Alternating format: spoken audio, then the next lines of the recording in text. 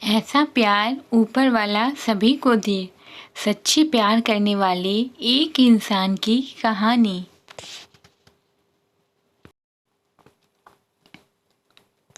निहारिका जी, एक अनजान युवक ने आवाज़ दी। निहारिका ने पलटकर देखा तो अच्छी कदकाठी वाला एक सुदर्शन युवक उसके पीछे खड़ा था। जी कहिए, घबराते हुए मंद स्वर में निहारिका उस व्यक्ति से बोली। निहारिका के भीतर एक खलबली मची हुई थी कि इस अनजान युवक ने मुझे क्यों आवाज़ दी। उससे भी ज़्यादा असमंजस इस बात की थी कि यह युवक मेरा नाम कैसे जानता है। उस युवक ने निहारिका से गेट के एक तरफ होने का आग्रह किया और खुद उस तरफ बढ़ गया। निहारिका भी उसके साथ साथ बैंक के कॉरिडोर के उस हिस्से में आ गई जहां अमूमन कम चहल पहल होती है। मेरा नाम विजय है, वह युवक थोड़ा हिचकिचाते हुए बोला। मैं इसी बैंक में काम करता हूँ, इसीलिए आपका नाम, पता, घर सब जानता हूँ। मैं आपसे कुछ कहना चाहता हूँ। निहारिका बोली। जी कहिए, क्या बात है। मैं आपसे दोस्ती करना चाहता हूँ। मैं लड़कों से दोस्ती नहीं करती और मैं तो आपको जानती भी नहीं हूँ, आपको पहली बार देख रही हूँ, निहारिका ने विनम्रता से कहा। विजय बोला, लेकिन आपको तब से जानता हूँ जब से आपने इस बैंक में खाता खुलवाया है। इतना ही नहीं, मैं उस जगह भी नियमित जाता हूँ जहाँ आपकी कोचिंग क्लास है, बल्कि वहाँ से रोज़ आपके ऑटो के पीछे पीछे आपके घर तक आना जाना भी मेरी दिनचर्या में शामिल है।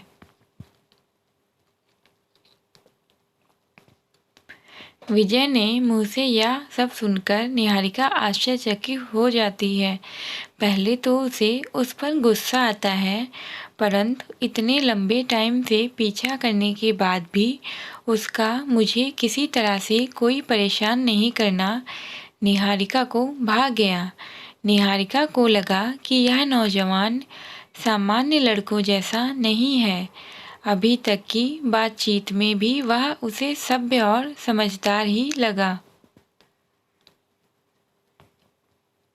विजय के इसी निश्चल प्रेम को देखकर वह शांत रहती है और बड़े सरल भाव से उससे कहती है, आप यह सब क्यों कर रहे हैं। विजय कहता है, निहारिका जी, मैं बिना लाग लपेट के अपनी बात सीधे सीधे आपसे कहता हूँ। मैं आपसे शादी करना चाहता हूँ। क्या।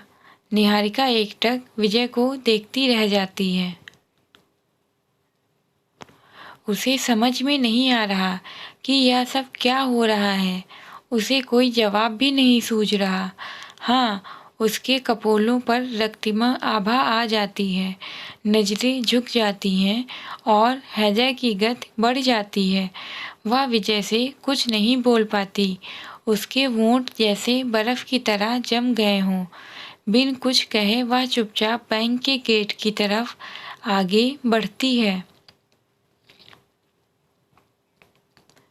मौसम में हल्की ठंडक होने के बाद भी वह दुपट्टे से माथे पर आए पसीने की बूंदों को पोंछती हुई पैदल ही घर की तरफ चल देती है। चलते चलते उसे मधुर याद आती है, उसकी वही चुलबुली सहेली जिसके साथ वह इस बैंक में पहली बार एमसीए एंट्रेंस एग्ज़ाम की तैयारी हेतु कोचिंग की फ़ीस जमा करने के लिए पैसे निकालने आई थी। पैसे निकालने के बाद जब निहारिका चलने लगती है तो उसे ऐसा महसूस होता है जैसे उसे कोई देख रहा है, पर वह ध्यान नहीं देती। उसकी सहेली मधुर चुटकी लेते हुए बोलती है, सुन निहारिका, वो लड़का थोड़ा सा और लंबा होता तो मेरे लायक था, लेकिन यह तेरे लिए बिल्कुल परफेक्ट है। निहारिका नजरें उठाकर भी नहीं देखती, पर मंद मंद मुस्कुराती है। सभी सहेलियां खिलखिलाकर हंसते हुए बातों को हवा में उड़ाकर चल देती हैं। क्या मधुर ने उस समय इसी विजय का जिक्र किया था? वह अपने सिर को हल्के से झटकती है, मानो विजय और उसकी बातों को भूल जाना चाहती हो। वह याद करती है उन दिनों को जब वह बीएससी फर्स्ट ईयर में थी। बीएससी की पढ़ाई कंप्लीट करने के बाद उसका किसी अच्छी यूनिवर्सिटी में एमसीए करने का इरादा था, जिसके लिए उसे पैसों की ज़रूरत थी और 6 भाई बहन होने की वजह से उसके माता पिता पर जिम्मेदारियों का बोझ अधिक था। इसीलिए वह आगे की पढ़ाई के लिए अपने माता पिता से पैसे नहीं लेना चाहती थी। पढ़ाई के साथ साथ निहारिका ने ट्यूशन पढ़ाना शुरू कर दिया। ट्यूशन से मिले पैसों को वह हर महीने बैंक में जमा कर देती थी। बैंक उसके घर से नज़दीक ही था। निहारिका बीएससी प्रथम श्रेणी में उत्तीर्ण होती है। कोचिंग में एडमिशन लेने के बाद हर महीने की तरह निहारिका इस महीने भी ट्यूशन से मिले पैसे जमा करने आई थी। तभी इस अनजान युवक विजय से मुलाकात होती है। उसकी याद आते ही निहारिका का हृदय बिजली की गति से धड़कने लगता है। चलते चलते उसने फैसला किया कि विजय के बारे में माँ को ज़रूर बताएगी। घर पहुंचकर निहारिका माँ को सारी बात बता देती है। माँ पापा को सब बता देती है। पापा बोलते हैं लड़का ब्राह्मण है लेकिन चौबे है, चलकर लड़के को देख आते हैं। निहारिका के साथ दोनों लोग बैंक जाते हैं। दूर से ही विजय को देखकर घर वापस आ जाते हैं। पापा एक लंबी गहरी सांस लेते हैं और बड़े दबे हुए स्वर में कहते हैं, लड़का तो अच्छा है परंतु पिताजी नहीं मानेंगे, बहुत ही जिद्दी हैं, बिरादरी से भी बाहर निकाल देंगे। इससे हमारे और बच्चों के जीवन पर बुरा असर पड़ेगा। 1 महीने बाद फिर निहारिका बैंक जाती है। पहुंचते ही विजय निहारिका को रोक लेता है, जैसे वो निहारिका का पहले से ही इंतज़ार कर रहा हो। निहारिका, मुझे थोड़ा समय दे दो, मैं तुमसे बात करना चाहता हूँ। विजय, समझने की कोशिश करिए, कोई फ़ायदा नहीं। हमारी शादी नहीं हो सकती। ठीक है, हम कहीं और बैठकर थोड़ी देर बात तो कर सकते हैं। ओके बोलकर निहारिका घर वापस आ जाती है।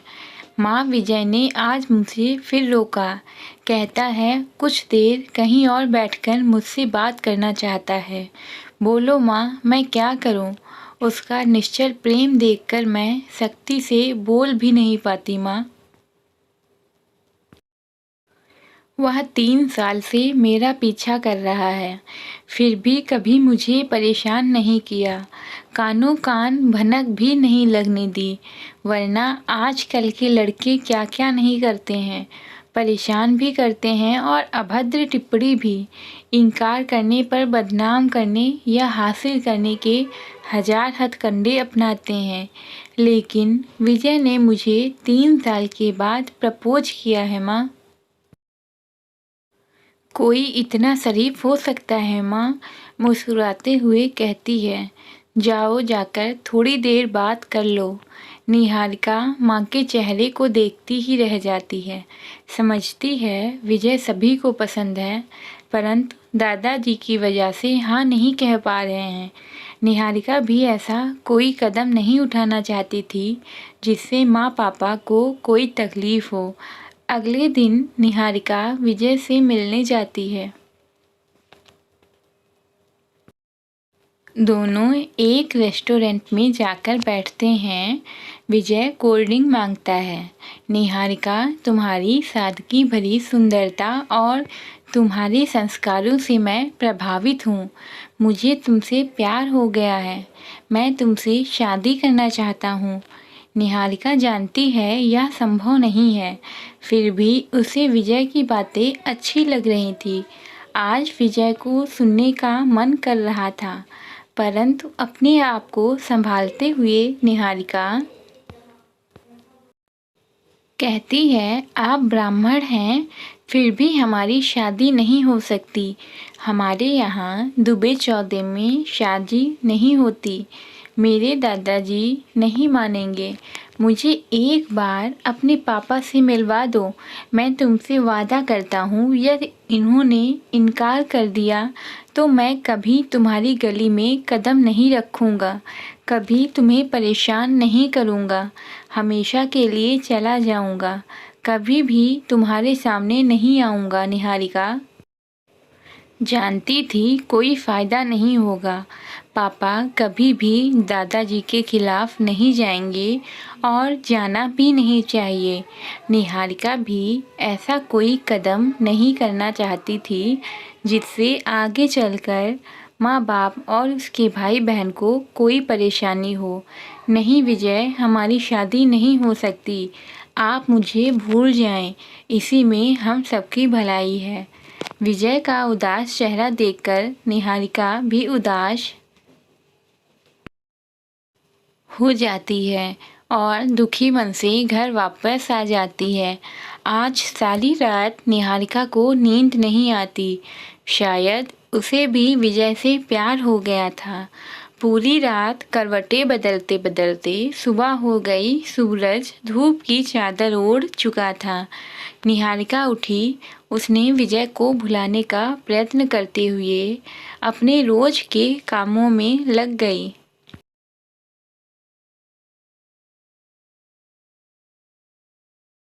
एक महीने बाद फिर निहारिका बैंक गई। आज नज़रें विजय को ही ढूंढ रही थी, लेकिन विजय कहीं भी दिखाई नहीं दिया। निहारिका से रहा नहीं गया।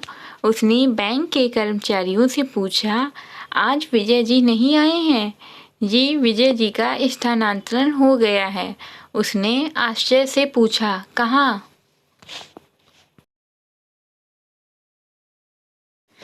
जी, दिल्ली इंडियन ओवरसीज़ बैंक में। अब वे प्रोबेशनरी ऑफिसर हो गए हैं। निहारिका को ऐसा लगा जैसे किसी ने उसके दिल के 1000 टुकड़े कर दिए हों। ऐसा प्रतीत हो रहा था जैसे सब कुछ खत्म हो गया है। दिल अंदर ही अंदर रो रहा था, कहीं पलकों से मोती ना ढुलक जाएं। सहसा उसने अपने आप को संभाला और मन ही मन कहने लगी, उसने मुझे बताया भी नहीं, बिना बताए ही चला गया। वैसे ठीक ही किया विजय ने। अगर बता देता तो शायद मैं कमज़ोर पड़ जाती। सोचते सोचते निहारिका के अधरों पर मुस्कान आ गई। विजय ने अपना वादा पूरा किया। वह मुझे कभी भी परेशान नहीं करेगा। शायद इसी को सच्चा प्यार कहते हैं। आज निहारिका को विजय पर गर्व हो रहा था। निहारिका विजय के प्रेम को हमेशा के लिए दिल के एक कोने में संजोकर रख लेती है और एमसीए की तैयारी में जुट जाती है। परेशान नहीं करेगा कभी भी, मेरे सामने नहीं आएगा, हमेशा के लिए चला जाएगा। शायद इसी को सच्चा प्यार कहते हैं।